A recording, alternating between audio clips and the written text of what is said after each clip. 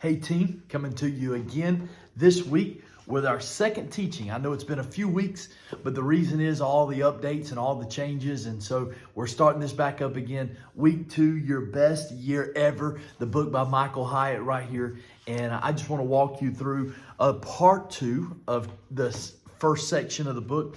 The first section of the book really comes about believe the possibility, and kind of the step 1 side is changing the mindset. And so today I want to talk to you about the beliefs that hold you back. Sir John Lubbock says this: how little we see, what we do see depends mainly on what we look for. Now I want to tell you about 2 different types of people, and you've probably been around both of them, and you may be one of them. Probably are. Hope you're the second, not the first. But it's that person. Let's call him Bob today. Okay. And let's say Bob, every time you encounter him, every time you see him, man, he is a drain on you, right? He is an absolute drain.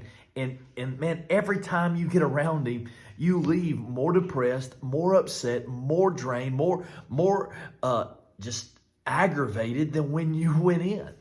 Actually, you could say that every time he calls for a meeting, or every time you know that you're going to see him, you automatically go, oh, why do I have to go see Bob today? And the reason is because Bob's always pessimistic. Bob's always looking at the things the worst way.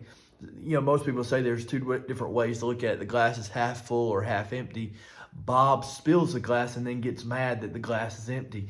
And that's just the personality he is. And he always thinks somebody's out to get him. He always thinks somebody's attacking him. He always thinks that somebody he works with is doing him wrong, or every job he's ever had, everybody else was the problem.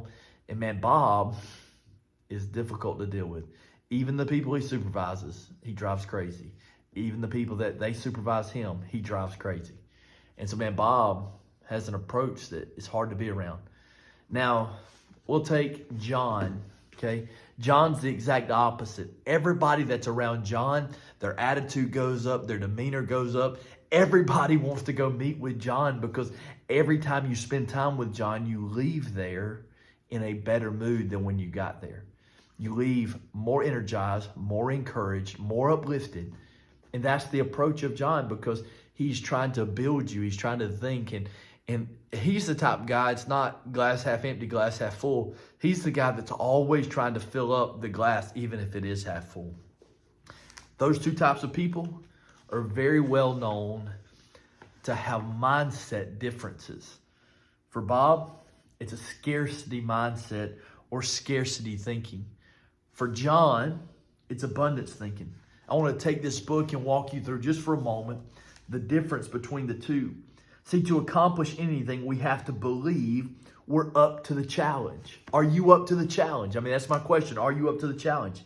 That doesn't mean it will always be easy, or you'll even know how we're going to accomplish it. Usually, we don't know. It just means we believe we're capable. We have what it takes to prevail. This is important because goals and obstacles in everyday life, in every person's life, can be different, and they can be troubling.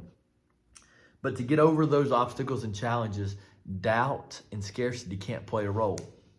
Researchers label the first group the entity theorist. They think their abilities are set in stone. The best they'll ever be is right now. That's what researchers say. That scarcity mindset is the entity theorist. You've heard people say this: I'm just not good at X, Y, Z. They think through why it can't work. Now, researchers also call the second group, the group that I said is an abundance thinkers, they call them incremental theorists. When they struggle with an obstacle, they just look for a new approach to the problem.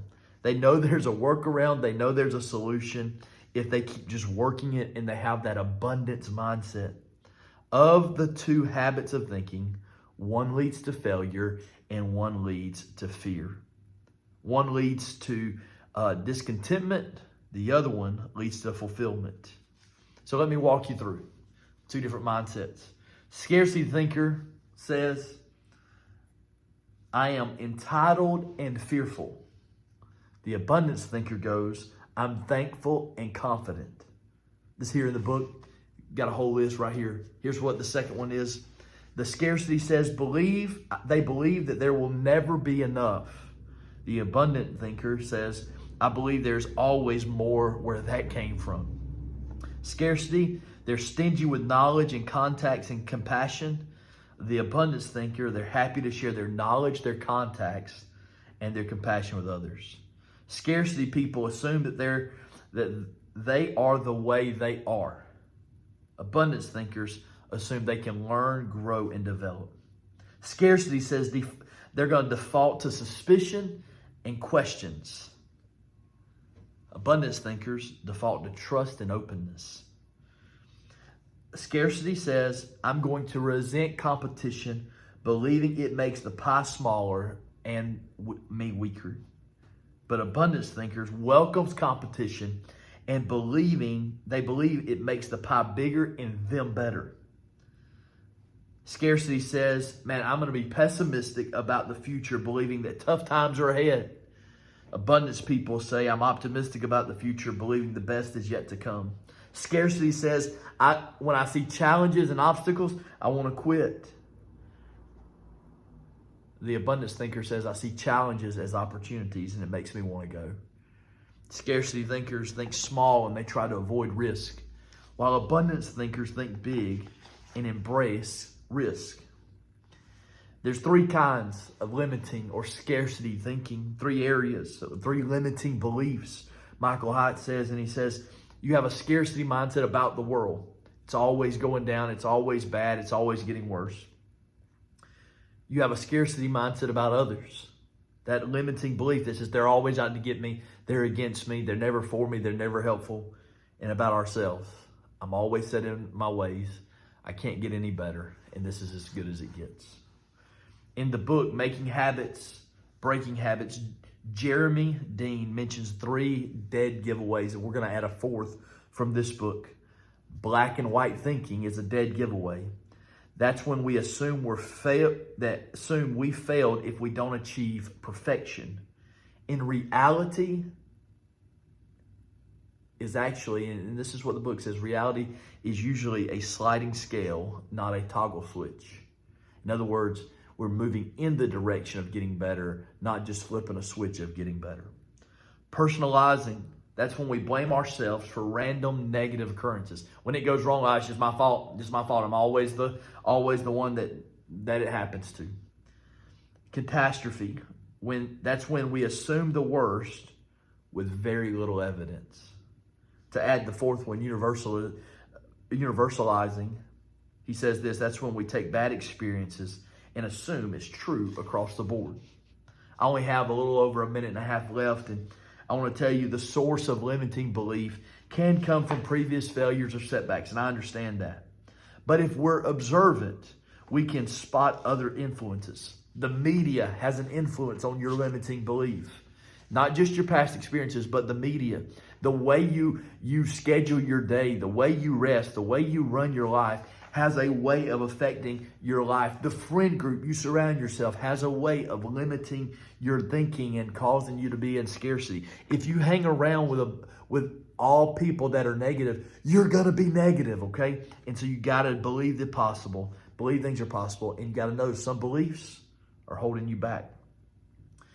Henry Cloud, in The Power of the Others, says the undeniable reality is that how well you do in life and business depends not only on what you do and how you do it, but also who you're doing it with and who you're doing it to. And who's doing it with you and to you. So let me ask you this. What is in your world right now that could be, must be there, that you could help change and affect in a better way? As we begin to think about creating that best moment, what can get better if you just simply change your thinking? If you change the way you approach it. So I'm asking you today, are you a scarcity person or abundance person? Is things possible or are things not going to happen?